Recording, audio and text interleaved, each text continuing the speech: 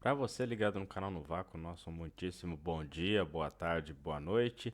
Quinta-feira, dia 9 de março de 2023. Estamos gravando esse vídeo mais precisamente às 5h42 da tarde do horário oficial de Brasília, edição de número 564 deste canal. Vamos que vamos, hoje tem que ser rapidinho porque estamos gravando um pouco mais tarde.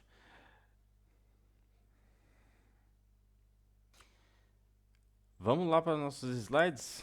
Tivemos um fade aí, um probleminha aqui na edição, mas vamos agora sim para os nossos slides, porque o tempo urge e a Fórmula 1 não me deixa não falar dela, né? Hoje começou com o famoso fogo no parquinho, porque o Lewis Hamilton, em uma entrevista ao podcast da BBC, disse que a Mercedes não o ouviu para o desenvolvimento do W14, fez todas as considerações possíveis, segundo ele, mas o time técnico da Mercedes optou por não dar ouvidos ao piloto inglês. Resultado, segundo o Hamilton, é que o carro não está à sua feição, à sua semelhança, e que a gente viu isso no resultado de pista.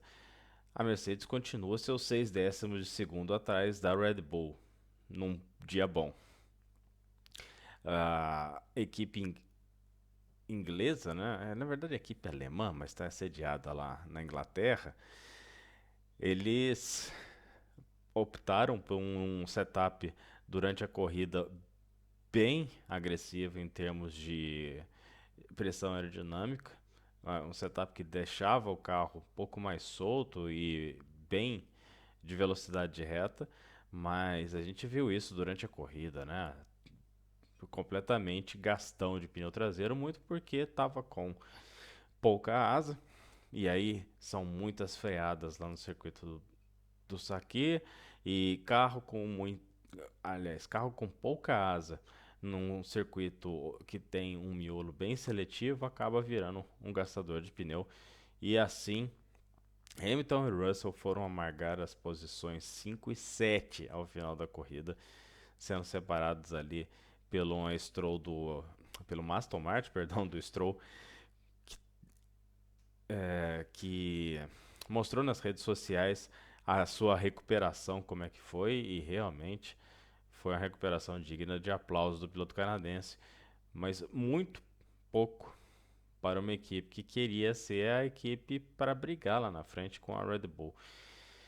Em resultado disso, a própria Mercedes, segundo a imprensa europeia, estaria pensando em abdicar de usar os melhores motores para a equipe própria e fornecer esses motores para a Aston Martin, assumindo que hoje a Aston Martin é um carro muito mais equilibrado para poder tirar pontos da Red Bull na briga pelo campeonato. Pra vocês verem até onde foi já o desespero dos prateados na Fórmula 1.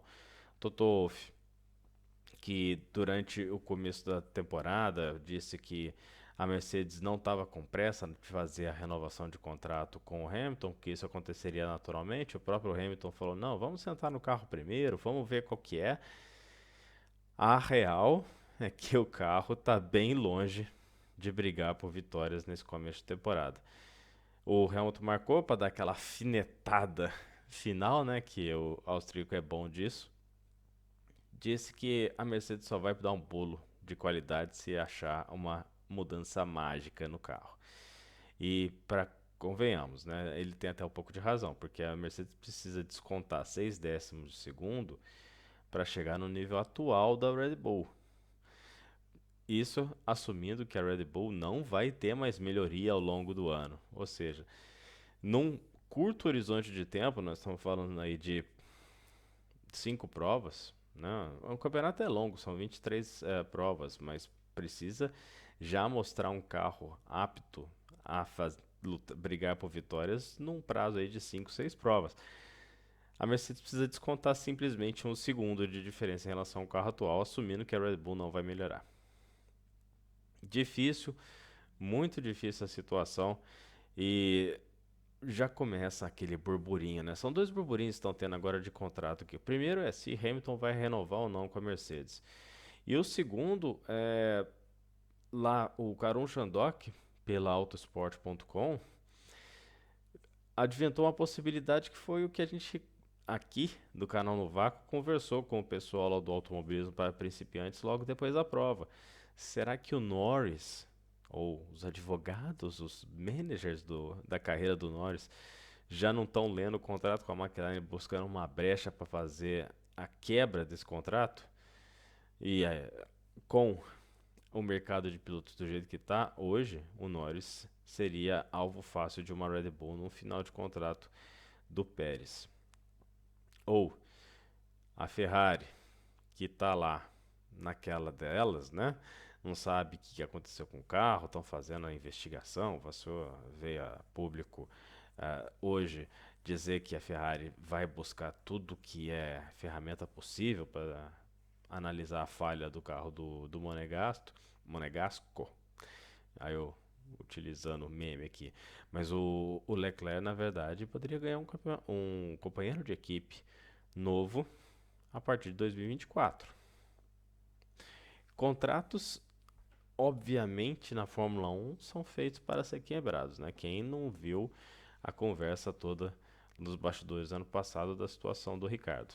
E aí no final ele acabou ganhando 18 milhões de euros para sentar como reserva da Red Bull. E vamos lembrar que ainda na Red Bull tem o Ricardo de reserva.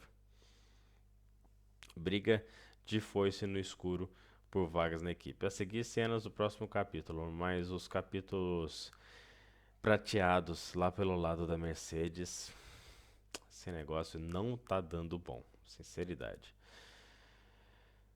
Teremos a NASCAR nesse final de semana cheio, lá na pista de Phoenix, que é a pista que cedia a final do campeonato em novembro. Uma corrida que geralmente dá o termômetro das equipes que estão brigando pelo título. Obviamente, é um campeonato longo. Não. Ano passado nós tivemos 18 vencedores diferentes na temporada regular. Eu não acho que a gente vai bater esse recorde. Mas também não vamos ter 5, 6, 7, 8 vencedores diferentes, igual foi há alguns anos com o carro do regulamento antigo, quando o Kyle Larson assombrava, ou até mesmo o Martin Truex Jr. assombrava a categoria com múltiplas vitórias ao longo da temporada regular. Ano passado não, semana passada eu fiz a aposta no 24 e não levei adiante. A Hendrick tem um acerto muito bom para essa pista, mas eu vou no de Logano. Foi o piloto que conseguiu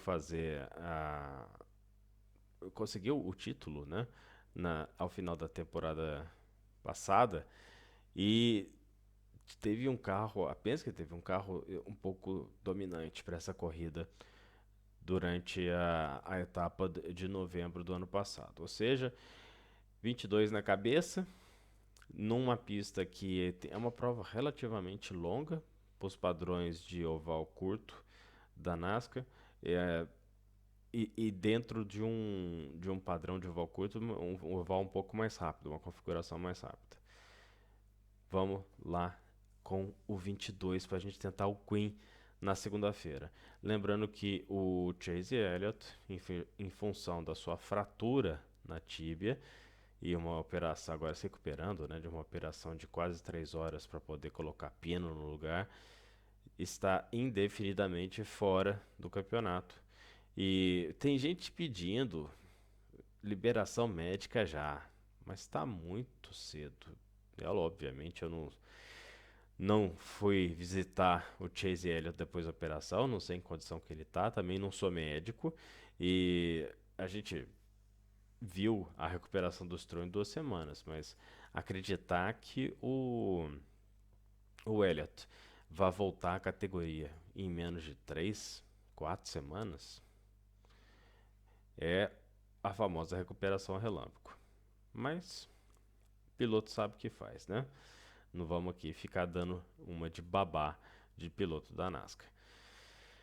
Agora, que escândalo que foi essa punição a Meyer Shank depois da prova de Daytona.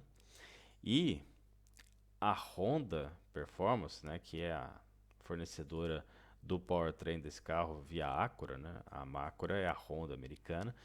A Honda a Performance and Development, a famosa HPD, foi quem dedurou a equipe pela qual ele fornece. Ou seja, os japoneses viram o tamanho da falcatrua e falaram: nós não vamos ser coniventes com isso não. E dedaram. Foram os dedos duros a IMSA do que, segundo a IMSA, foi classificado como uma manipulação dos dados de pressão de pneus. A punição foi tão pesada que eu tive que colocar a lista das punições. São 6 pontos que cercam essa punição a Marchenk. Primeiro, eles perdem 200 pontos. Eles que eu falo são o time e os pilotos. Então, no campeonato de construtores e pilotos do INSA desse ano, a Marchenk está menos 200, o Elinho está menos 200. Né? Se o Elinho for fazer o campeonato inteiro. Todos os pontos do campeonato de construtores também foram perdidos. Porque são 2 campeonatos que nós estamos falando. É o WeatherTech e o campeonato de Endurance Michelin, que é a fornecedora de pneus da categoria. Então, eles perderam todos os pontos e estão menos 200 na classificação de pilotos e equipes. Eles perderam o, o prêmio pela vitória em dinheiro. Mantiveram a vitória e mantiveram os Rolex. Mas o prêmio em dinheiro pela vitória, a Marchenk não terá. Além de não gozarem de um poupudo prêmio, ainda tomaram uma multa de US$ 50.000. Ou seja, dói 2 vezes no bolso.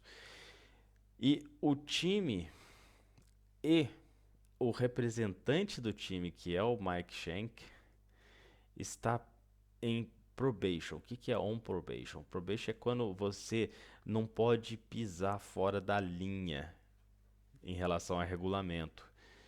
Então a INSA vai ficar com o olho deste tamanho em cima do Mike Shank até metade deste ano. Ou seja, são 6 meses de. Não é uma suspensão, mas de uma conduta sob supervisão, para falar num termo jurídico. Até dia 30 de junho desse ano, não pode nem pensar em andar fora da regra o Mike Shank. E aí a punição mais pesada, né? O Ryan McCarthy, que é o engenheiro do time, engenheiro de corrida da Mike Shank até a temporada, até essa temporada presente, ele teve revogadas a sua licença da INSA, a credencial anual, e está suspenso indefinidamente das competições do INSA. Eles colocam aqui do membership, né, da sua associação como membro do INSA. Essa punição é a punição mais pesada que eu já vi no automobilismo americano, mais até pesada do que aquela em cima da equipe do Brian Keselowski. Não, Brian não, né? O Brad Keselowski, perdão, ano passado.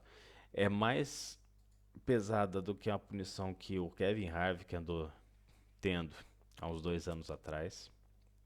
É o famoso ninguém sonha em fazer a mesma coisa que a Meyer Shank fez.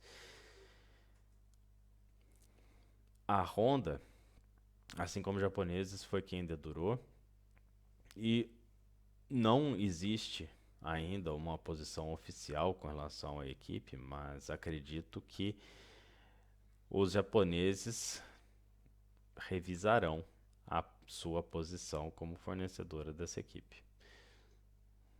Vocês viram o tamanho do que Procó. E a Meyer Shank teve um carro que ganhou o Roar, né? Liderou os treinos do Roar.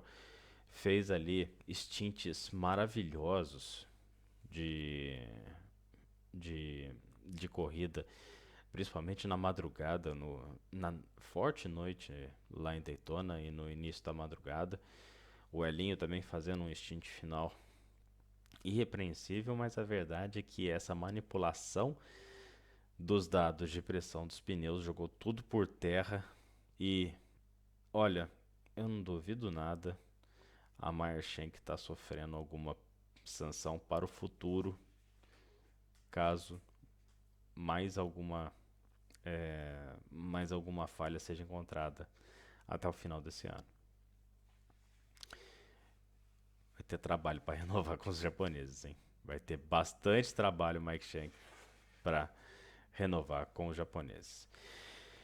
E teremos nesse final de semana, dias 11 e 12 de março, famoso domingo e segunda-feira, né? Eu falei final de semana, mas isso é domingo. Hoje é 9, 10 é sexta, 11 e 12 é sábado e domingo, perdão. O teste pré-temporada, mais um teste pré-temporada lá em Portimão. Hoje, a Moto3 andou num teste privado lá em Jerez com o tempo aqui na Europa tá bem frio e tá bem bastante úmido, bastante chuvoso. Então, foi o primeiro dia de testes lá em Jerez bem movimentado em termos de previsão do tempo. Em Portimão, previsão é de sol, mas, né? Canja de galinha, cuidado, não faz mal a ninguém. Eles estão fazendo esse teste nesse final de semana, será um teste só da MotoGP e na semana que vem será o teste oficial das Moto 2 e da Moto 3. Lembrando que a Moto E entrou em testes essa semana também lá no circuito de Jerez. O Eric Granado teve fazendo seu primeiro contato com a moto desse ano. A corrida de Portimão da MotoGP será no dia 25, sei lá, em março, né? Nós estamos 12 será dia 26, perdão. Então, o final de semana do dia 25, 26 começa a temporada da MotoGP lá no Portimão, no circuito de Portugal. Algumas perguntas pairam no ar, né? Nós tivemos aí a apresentação da LCR, da VR Money ontem. As pinturas bem bonitas, mas eu não vou levar para o lado de pintura não. Tem algumas perguntas que precisam ser respondidas. Por exemplo, qual que é a atual ou a real posição da Honda depois da chegada do Kawasa na equipe? Aonde que eles vão estar? É muito atrás da Ducati? Que para mim, por enquanto, a equipe a ser batida nesses testes que a gente viu lá em Sepang. É atrás da Aprilia? A Yamaha vem como? Yamaha que teve resultados bem medianos nos testes que já aconteceram até esse ano. Porque, obviamente, agora com o Mark Marques mais em forma, vamos dizer assim, a gente quer saber se ele vai ser um candidato real para o título desse ano. E Roamir, por exemplo, que andou perto da 12ª, 14ª colocação nos testes lá em Sepang, aonde que ele vai andar? Né? Vai acompanhar a Ducati, essa esquadra de 8 motos, Enea Bastianini, junto com o seu companheiro de equipe, vão ter uma situação em paz, porque tem isso também, né? Quando a moto é muito dominante, o nível de responsabilidade de companheiros de equipe cai vertiginosamente, porque se ficam os dois com a moto dominante brigando lá na frente, eles acabam trocando tinta durante a temporada e aí acaba sobrando para quem vem de trás, né? Então Quartararo já abre o olho, o próprio Poço Pagaró e o Alex Pagaró vem atrás, né? Tem a Tech 3 vindo com a moto da GasGas, que nada mais é do que a moto de GasGas é só no nome, né? Ou seja, tudo que a gente está observando desde os testes de Sepang serão respondidos ou será respondido nos testes da MotoGP lá em Portimão. Super. Bom, canal no Vácuo vai ficando por aqui nessa edição, sem tosse, sem. é, Estamos em processo de recuperação. Muito obrigado para todo mundo que entrou em contato aqui ou que deixou a sua mensagem para a gente nas redes sociais. A gente volta na segunda-feira fazendo um rescaldo das etapas do final de semana e dos testes lá da MotoGP. Um grande abraço, tudo de bom. Juízo de final de semana e sobe a vinheta. Tchau, tchau.